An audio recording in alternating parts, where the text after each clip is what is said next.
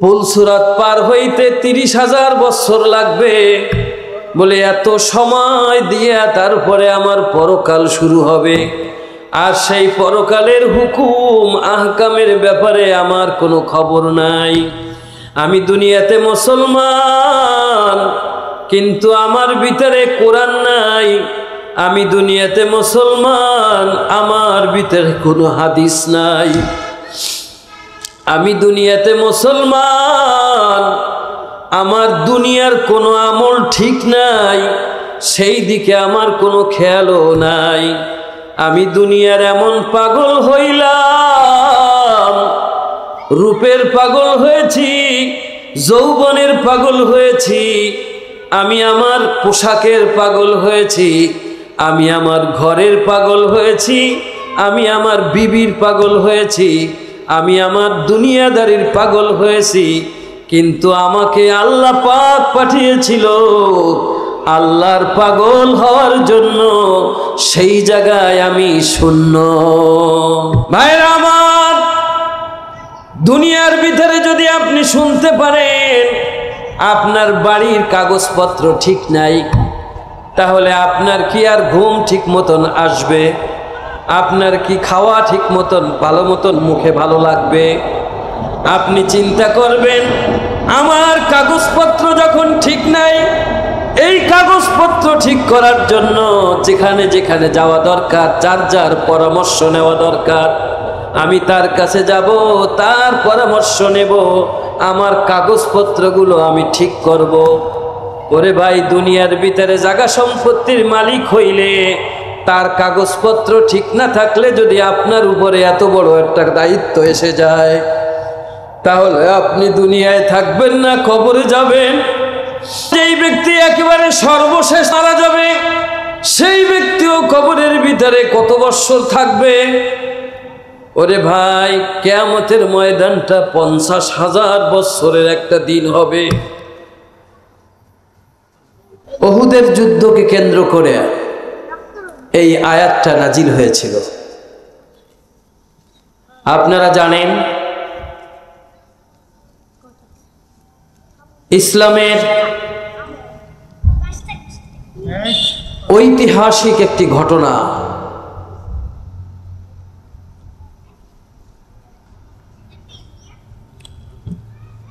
রাসূল পাক সাল্লাল্লাহু আলাইহি ওয়াসাল্লাম যুদ্ধে যাবেন, তার জন্য তিনি সাহাবায়ে কিরামদের সাথে পরামর্শ করেছেন। সাহাবায়ে কিরামও পরামর্শ দিয়েছেন।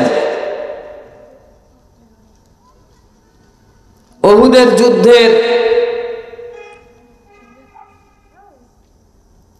দামামা বেজেছে। আবু সুফিয়ানের নেতৃত্বে মক্কার থেকে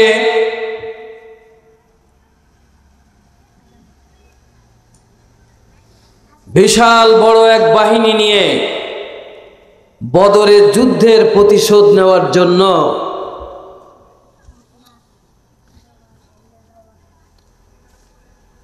তারা মদিনায় আক্রমণ করবে। আল্লাহ রাসূল সাল্লাল্লাহু আলাইহি ওয়াসাল্লাম তাদের সঙ্গে যুদ্ধ করতে সাহাবায়ে কিরামদেরকে তৈরি করলেন। সাহাবায়ে কিরামও যুদ্ধের জন্য প্রস্তুতি নিয়ে ময়দানে চলে আসলো। নবীজি সাল্লাল্লাহু আলাইহি ওয়াসাল্লাম সাহাবাদেরকে যুদ্ধের খতিয়ান শিখাইতেছেন। কার কি দায়িত্ব, কে কি কাজ করবে, এগুলো বুঝায় বুঝায় দিতেছেন। যুদ্ধ শুরু হলো। মুসলমানদের এক সময় বিজয় হলো। সুবহানাল্লাহ। মুসলমান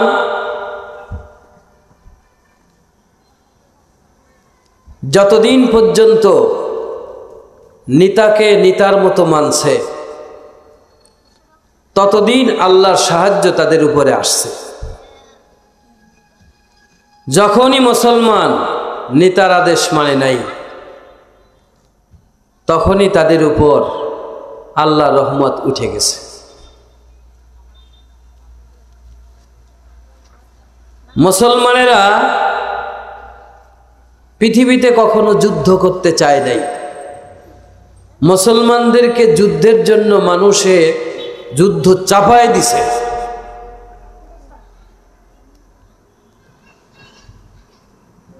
আর চাপানো যুদ্ধের মোকাবেলা করতে মুসলমানেরা কখনোই দ্বিধাবোধ করে নাই।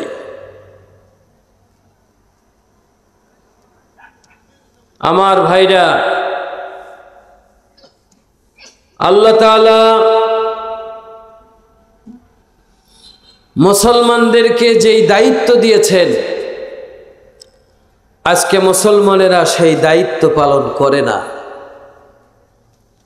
যার কারণে মুসলমান সংখ্যায় বেশি কিন্তু দায়িত্ব পালনের মানুষের সংখ্যা একেবারে নগণ্য।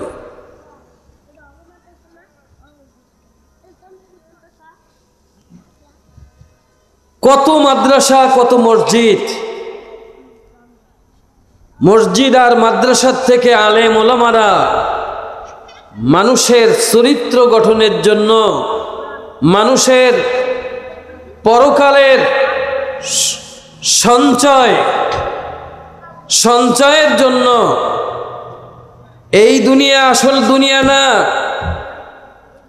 আমাদের জন্য একটা বড় পরকাল আছে, তার প্রস্তুতির জন্য আলেম ওলামারা কত কথাই বলতেছে, কিন্তু মানুষ তো ঘুমায় রয়েছে, ঘুম ভাঙ্গে না। এই দুনিয়া শেষ না, বরং মানুষের জীবনে আরেকটা জীবন আছে, যেই জীবনটা হচ্ছে তৈরি করার জন্য এই যে দুনিয়াটা হলো তার একটা মাধ্যম। এখান থেকে সে সাজায় নিয়ে যাব তার এই পরকালের জীবন, কিন্তু মানুষের ভিতরে সেই অনুভূতি নাই।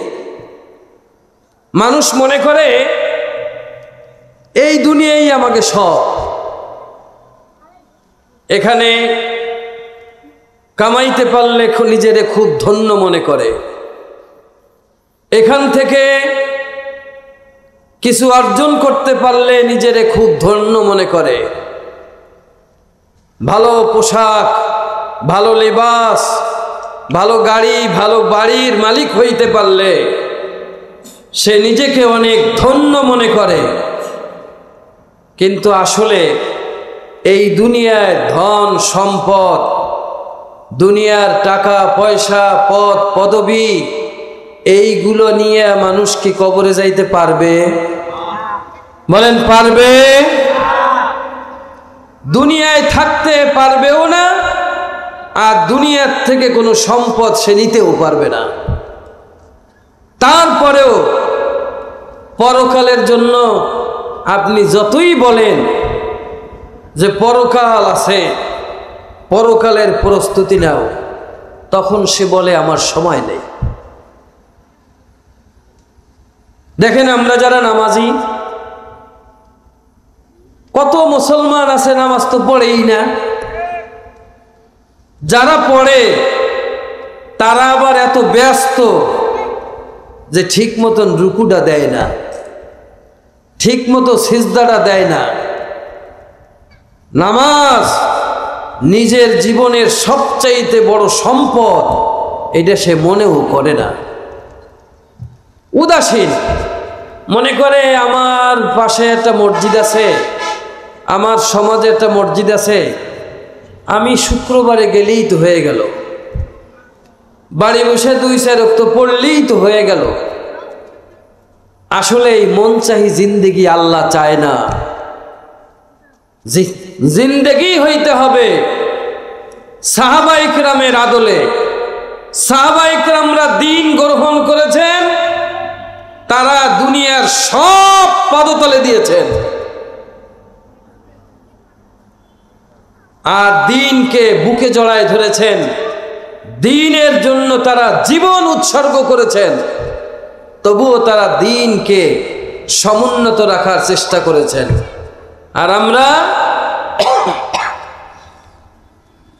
খাওন থাকলে আসি, আমরা দল থাকলে আসি, আমরা অনুষ্ঠানের দিন আসি, কিন্তু ধর্মকে নিজের জীবনে লালন করব সেই সময় নাই। অনেক মানুষ আছে নামাজ পড়ে, নামাজের মাসলা মাসলিয়াত জানে না। অনেক মানুষ আছে নামাজ পড়ে, নামাজকে নিজের সম্পদ, পরকালের সম্পদ, আখেরাতের সম্পদ এইটা মনে করে পড়ে না। অথচ আল্লাহর নবীর সাহাবী হযরত আলী রাদিয়াল্লাহু তাআলা সাথীদেরকে ডেকে বলেছেন, ও সাথীরা, তোমরা যখন নামাজ পড়বে তখন তোমরা আল্লাহকে এমন ভাবে সামনে নিয়ে দাঁড়াবে, আল্লাহর ব্যাপারে নিজেকে এমন ভাবে গোলাম হিসেবে প্রস্তুত করবে যে আল্লাহর সাথে তোমার গোপন যেই কথাগুলো তোমার হইতেছে, এই কথাগুলো তুমি তোমার থেকে বলো, মালিকের জন্য তোমাকে তুমি সেইভাবে তৈরি করে নাও।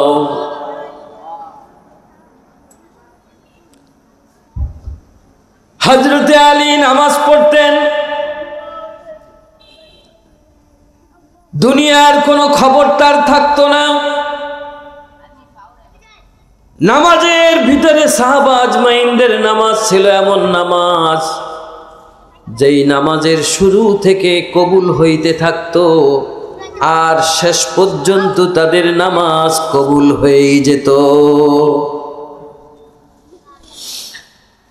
হযরতে আলী যুদ্ধে আক্রান্ত হয়েছেন, তীর বেঁধেছে, কোনোভাবে তীর বের করা যাচ্ছিল না, এত কষ্ট হইতেছিল।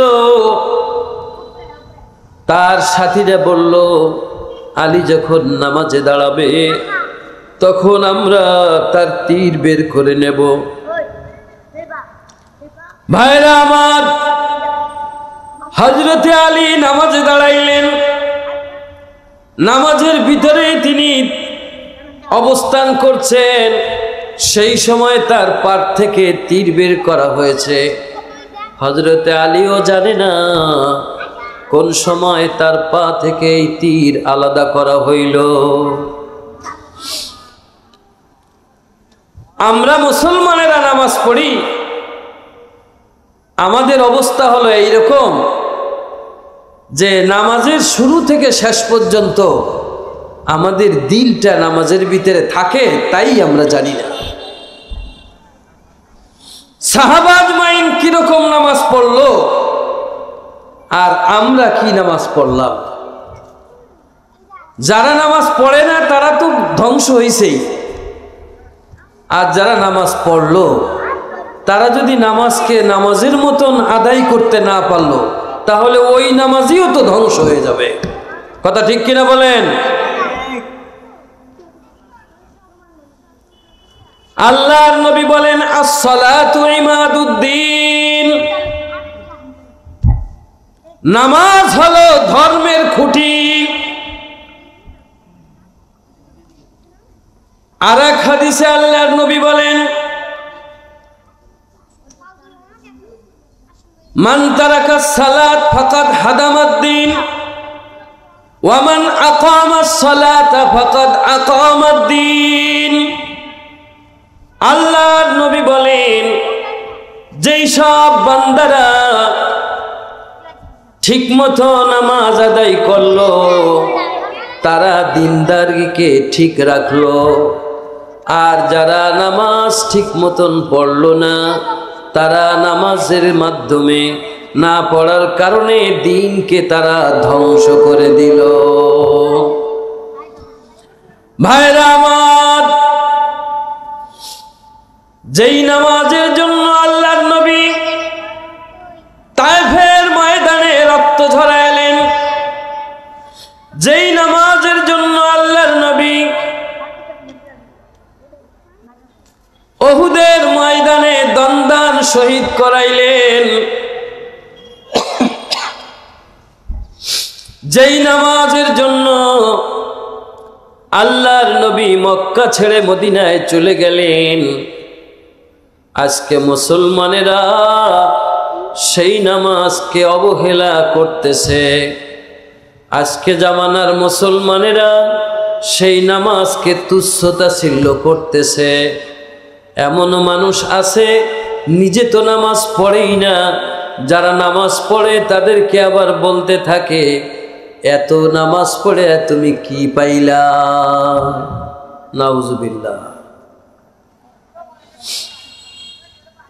কোরআনুল কারীমে আল্লাহ তাআলা তার বান্দাদেরকে ডেকে বলেছেন, ওয়াসজুদ ওয়াক্তারিব,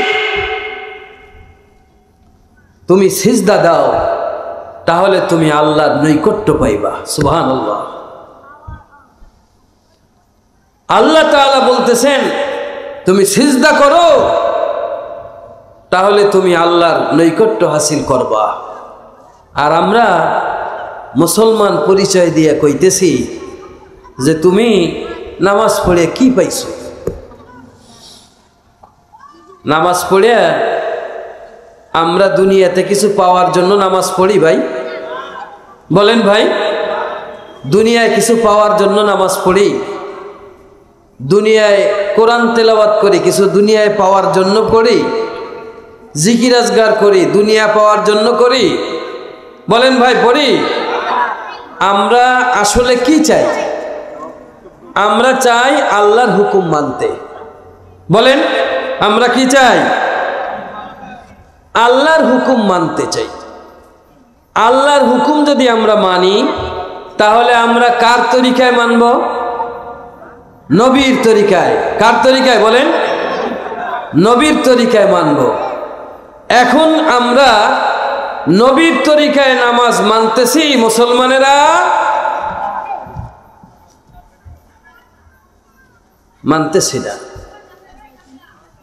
বহু মুসলমান নিজে মুসলমান হিসেবে দাবি করি, বাপ মুসলমান মা মুসলমান বলে দাবি করি, কিন্তু নামাজ পড়ি না। মরে গেলে জানাজা পড়ার জন্য খুব পাগল, জানাজা পড়তে হবে। বলেন তো ভাই, দুনিয়ায় যে নামাজ ঠিক মতন পড়লো না, দুনিয়ায় বসে যার নামাজের কোনো পাবন্দি হলো না, সেই লোকের জানাজা পড়লে হবে নাকি? কি হবে? আর দুনিয়াতে কোনো টাকা পয়সা অর্থবিত্ত দিয়ে কি নামাজের সামঞ্জস্য করা যায়? ভাইরা আমার, আল্লাহ রাব্বুল আলামিন বান্দাদেরকে বলেছেন ইবাদত করো। আর ইবাদত কেমনে করবা সেজন্য একজন মডেল আল্লাহ তাআলা দিয়েছেন।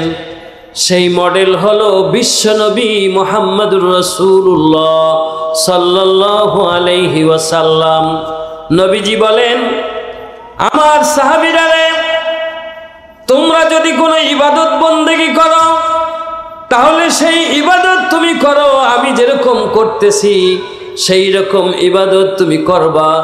আমি যেমন অজু করি তুমি ওই রকম অজু করবা, আমি যেমন নামাজ পড়ি তুমি ওই রকম নামাজ পড়বা, আমি যেমন জিকির করি তোমরা ওই রকম জিকির করবা, আমি যেমন তাসবিহ পড়ি তোমরা ওই রকম তাসবিহ পড়বা। নবীজি বলেন, আমি যেই কাজের অনুমোদন দিয়েছি, যেইভাবে দিয়েছি সেইভাবে তুমি করবা, তাইলে তুমি আল্লাহরে পাইবা। তা বাদ দিয়া যদি মন মতন তুমি কিছু করো, তোমার কাজটাও বেকার হবে, তুমি কোনো সওয়াব পাইবা না। বর্তমান জামানায় মানুষ জিকির করে, তাও আল্লাহর সাথে তামাশা করে।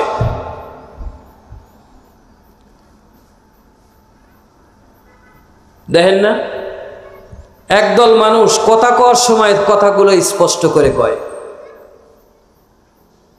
কাজের সময় স্পষ্ট করে কাজ করে, কিন্তু আল্লাহর জিকিরের সময় এমন ভাব ধরে যে আল্লাহরে ডাকে না, কারে ডাকে তা বুঝাও যায় না। আছে না নাই? আছে না নাই? আবার এইটারে তারা জিকিরও মনে করে এটা একটা জিকির। আর কত আলেম ওলামা দলের ভিতরে ভরা,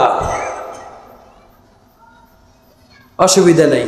এত আলেম ওলামা যখন এইরকম জিকির করলেও হবে। আসলে হবে? বলেন হবে? এই মাদ্রাসা, এই মসজিদ আপনাদেরকে যেইভাবে দিন শিখায় ওইভাবে না শিখা ওই তরিকার, ওই ভণ্ড তরিকায় জিকির করলে আল্লাহরে পাওয়া যাবে না। জিকির করতে হবে সুন্নাতের তরিকায়, খালি জিকির না, আল্লাহর হুকুম রসুলের তরিকায় বাস্তবায়ন হতে হবে। যা কিছু আপনি করেন তাইলে আপনি ইবাদতের নেকি পাবেন। আর রসুলের তরিকায় না হইলে জিনিসটা যতই সুন্দর হয়, জিনিসটার ভিতরে যতই গর্জিয়াস হোক, ওইটা যতই সৌন্দর্য হোক, যতই ওইটার ভিতরে আকর্ষণ হোক, ওর ভিতরে আপনার দিল মন একেবারে গলে যাক, রসুলের তরিকায় না হইলে ওটা ভণ্ড, ওই পদ্ধতিটা ভণ্ড। এতে আপনার ঈমান যাবে, এতে আপনার আমল নষ্ট হবে, আপনি আল্লাহর কাছে কিছুই পাবেন না। কারণ আল্লাহ তাআলা পরিষ্কার করে বলতেছে যে আমি আল্লাহ পবিত্র, পবিত্রতা ছাড়া কোনো কিছু গ্রহণ করি না। নবীর তরিকায় হইলে পবিত্র হয়, নবীর তরিকায় না হইলে তা পবিত্র হয় না। একজনে টাকা পয়সা দান করে সওয়াবের আশায়, যে আমি টাকা পয়সা দান করি আমার নেকি হবে, কিন্তু যেই জায়গায় আল্লাহ রসুল দেয় নাই, যেই জায়গায় আল্লাহ রসুল দেওয়ার কথা বলে নাই, ওই জায়গা দান করলে কি আপনার নেকি হবে? বলেন ভাই, হবে? আপনার জাকাত ফেতরা মান্নত যা আছে এইগুলো সব দিতে কইছে আত্মীয়র ভিতরে যারা আপনজন, যারা রক্তের সম্পর্ক যারা, তাদেরকে। আপনি তাদেরকে না দিয়ে আসবেন এই ভান্ডার শরীফে, দিয়ে আসবেন ওই আজমির শরীফে। আর এই দেশের কথা কমু না, কইলে দুশ্মন হয়ে যায়। কথা বলছেন না ভাই? গান বাদ্য হয় যেখানে, সেইখানে দান করে আসবেন, নেকি হবে? অনেক নেকি হবে।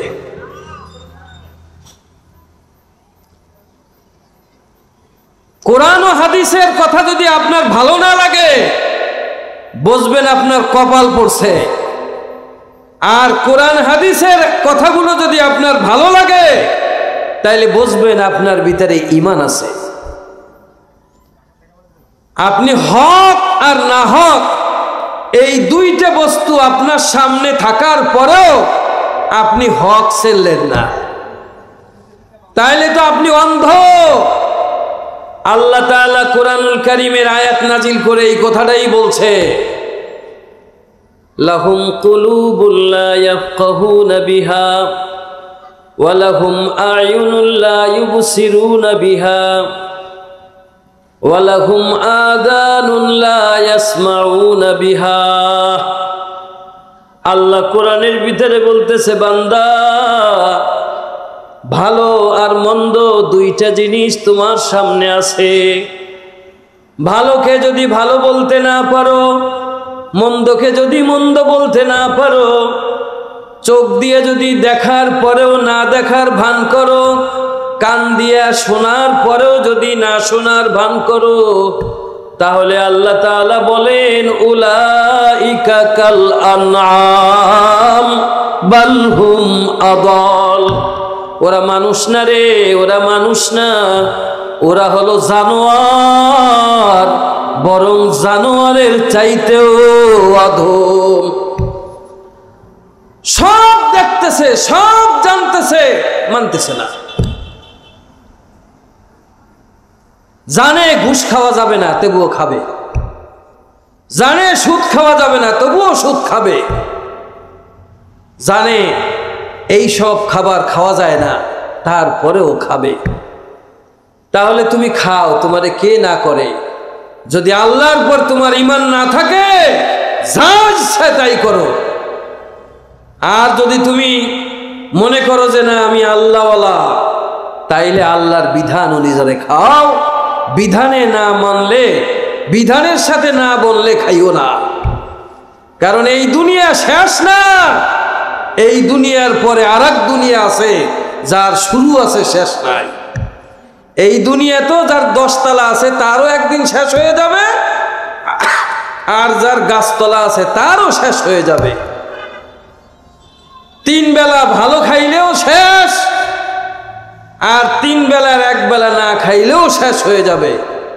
কিন্তু পরকাল কি শেষ হবে ভাই? আমাদেরকে আল্লাহ দুনিয়ায় পাঠাইছে কি দুনিয়ার জন্য না পরকালের জন্য?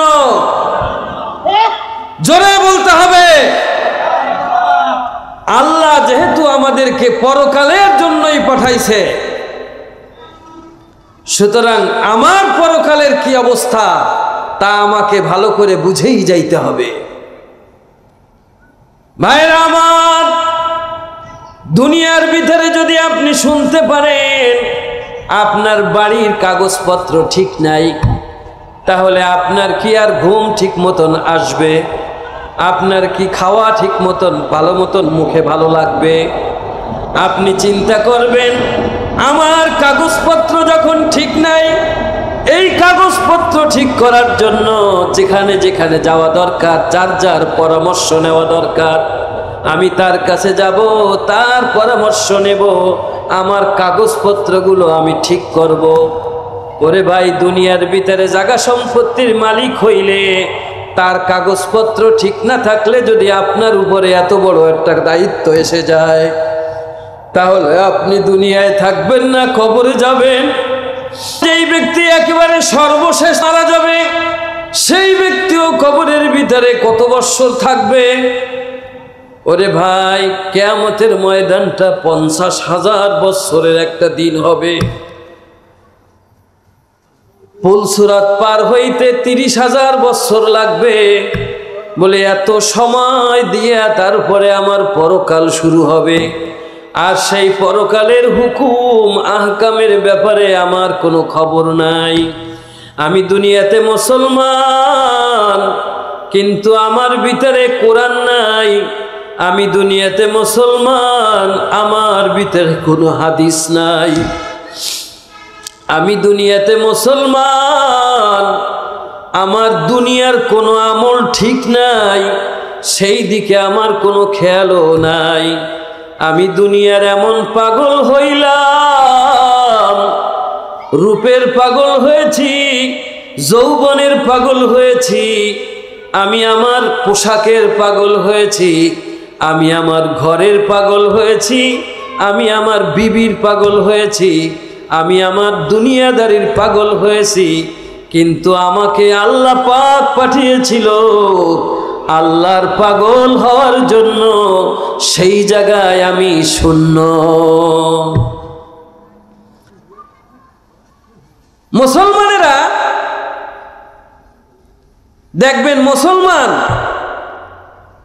তার উঠতি বয়সের একটা ছেলে নামাজ কালাম পড়ে, একটু দিন ধর্ম নিয়ে চলবার চায়, বাবা মা এটা ভালো চোখে দেখে না। আছে না ঠিক? বাবা মা ভালো চোখে দেখে না, কয় এত অল্প বয়সে ওইরকম নামাজ ধরলো, আমার কাছে জিনিসটা ভালো লাগলো না। নাউজুবিল্লাহ কর। এত অল্প বয়সে দাড়ি রাখলো, আমার জিনিসটা ভালো লাগলো না। ও কোন তরিকায় যাইতেছে, কোন দিক যাইতেছে? ওর কি সংসার ধর্ম লাগবে না? ও কি নামাজ খালি পড়লেই হবে? এই কথা বলে কি না? আবার ছেলেটা যদি কাজ কাম না করে, তাহলেও বাবা মা ভালো কয় না, কয় ও আমার বোঝার হইয়া কতকাল খাবে, ওর কি সংসার লাগবে না, ওর কি ভবিষ্যৎ নাই? বলে কি না? কিন্তু আখেরাত লাগবো, ইমান লাগবে, আমল লাগবে, এই দিকে বাবা মারও খেয়াল নাই। বাবা মারে ব্যাগ ভরে কামাইরে খাওয়াইতে পারলে অনেক ভালো, অনেক ভালো। খাওন কম দিলে অমনি ছেলে মেয়ের বদনাম শুরু করে দেয়। কিন্তু ছেলে মেয়েরে দিন শিখাবার ব্যাপারে, কোরআন শিখাবার ব্যাপারে বাবা মা খুব একটা দায়িত্ব নিতে চায় না। আমার ভাইরা, নিজের বুঝ নিজে না বুঝলে আপনারে কে বুঝাই দিব? আপনি যদি ছেলে, দিনদার ছেলে যদি আপনি না বানাইতে পারেন, দিনদার মেয়ে যদি আপনি না বানাইতে পারেন, তাহলে আপনি কবরে যেও শান্তিতে থাকতে পারবেন না। একমাত্র দুনিয়াতে দিনদার ছেলে মেয়ে রেখে যাইতে যদি পারে, তাহলে তারা কবরে আপনার জন্য নেক আমল পাঠাবে, আপনি নিজেও লাভবান হবেন, আপনার পরিবার লাভবান হবে। আর দিন আর ঈমান যদি শিখাইতে না পারেন, আপনি নিজেও ধ্বংস, আপনার পরিবারও ধ্বংস।